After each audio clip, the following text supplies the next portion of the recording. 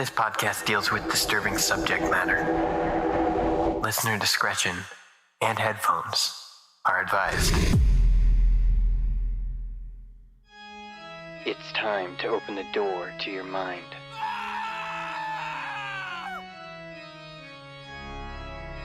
Sit back and listen to true horror.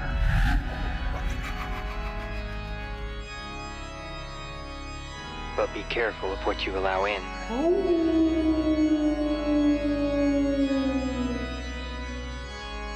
Because it's time to go through the fog.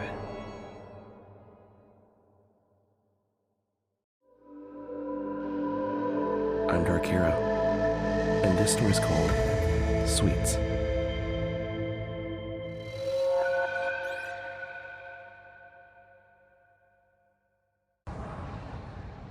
I was used to being on the move. It's been that way for as long as I can remember.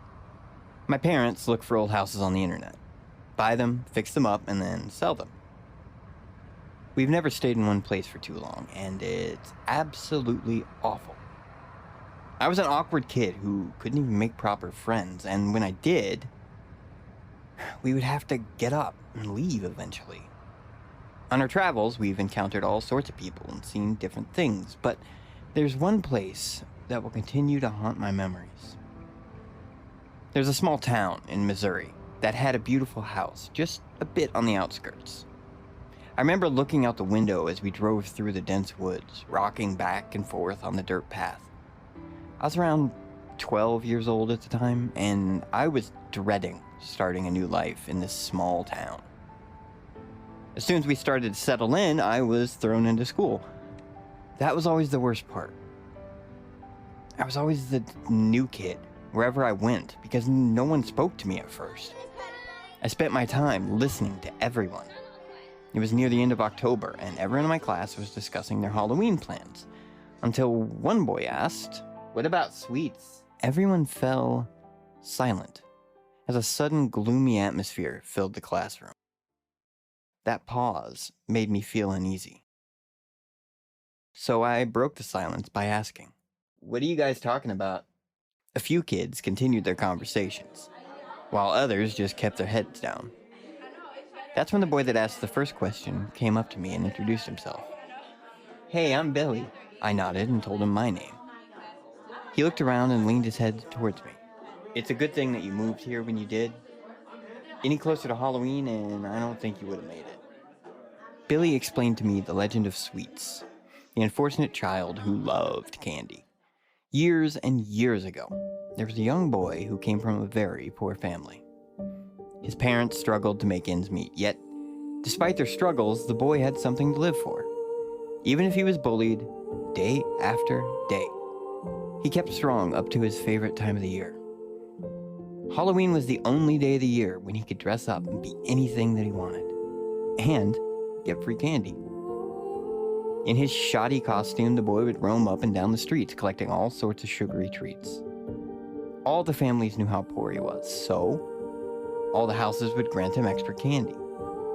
The boy was truly happy, but some of the other children grew jealous of him and his extra candy.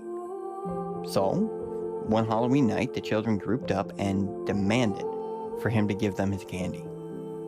Of course, the boy argued. "It's mine! Why can't you let me have this?" he shouted. So the boy ran, while the other children chased, and they went through the forest. The boy ran with all of his might through the darkness, cursing the children, cursing how poor he was. He ran, and leaves crunching under his feet until he couldn't hear them anymore. The boy had run off a cliff, and before he knew it, he had plummeted into the hard forest floor. With a snap and a crack, the boy was left a bloody, broken mess, with candy all around him. When the children caught up, they found him, dead, and quickly alerted the adults. It boiled down to an unfortunate accident. Kids playing too rough is all. Well, after that day, some of the children began to die. Day after day, an accident fell upon the children of the town. One girl cracked her neck while on the swing. One boy cracked his neck while hopping off a bunk bed. Accidents happened and heads rolled. Since then, rumors of a curse had fallen upon the town, upon all of the children that reside there during Halloween. The kids kept saying to themselves that it was merely a coincidence, until so many of them started to die. Death came and took so many children until one of the kids had an idea. One night, the children gathered again and went to the edge of the forest where the boy had fallen and dumped their Halloween candy towards where his body was. As the chocolates, sour gummies, and sweet suckers fell, so did the overwhelming darkness. Billy offered to take me to the spot so I could make my offering, but I told him there's no need. I've been to different schools and I've dealt with all sorts of kids, so there was no way I was going to let someone try to scare me with a stupid story like that. So I brushed the story off and continued my life up until Halloween. My parents had gotten invited to a party, so they asked if I wanted to tag along. I had no interest in Halloween, so I told them that I was going to be fine at home. My dad had gotten a bag of candy to give out to trick-or-treaters, but we lived so far away from town that I doubted that anyone would actually show up. I stayed up, watching TV and eating leftovers from dinner until I got sleepy. It was nearing midnight. My parents were still out partying, so I decided to lock up and turn in. I was walking towards the kitchen to put up my dirty dishes when I passed the hallway leading towards the front door. I could see through the small panels of glass around the front door that the light of the front porch was flickering. Curious, I set my plate on top of the couch and walked to the front door. As I got closer, I could hear a light buzzing coming from outside. When I finally got to the door, I peered through the peephole. The lights continued to flicker, and the buzzing was much louder, muffled by the door between us. I opened the door, and as soon as I did, I heard a shattering pop from the porch's light. I looked outside, not daring to take a step through the darkness. I tried to quickly slam the door, but it wouldn't budge. I looked down to see a small, pale hand emerging from the darkness and reaching out to me. I yelped and stumbled backwards. As I sat there, I just watched that hand move closer to me. Then came a body. It was a small boy in tattered clothes. He was white as a sheet. He had deep, bloody cuts all over his body, and he looked at me with deep, bloodshot eyes as he made his way towards me. His body cracked with each step. His mouth was open, and in his mouth were countless maggots.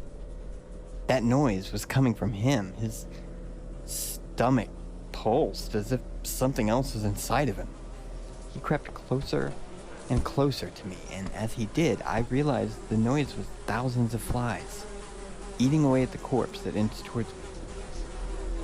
I wanted to move, at least try to shuffle, but I was too afraid to move.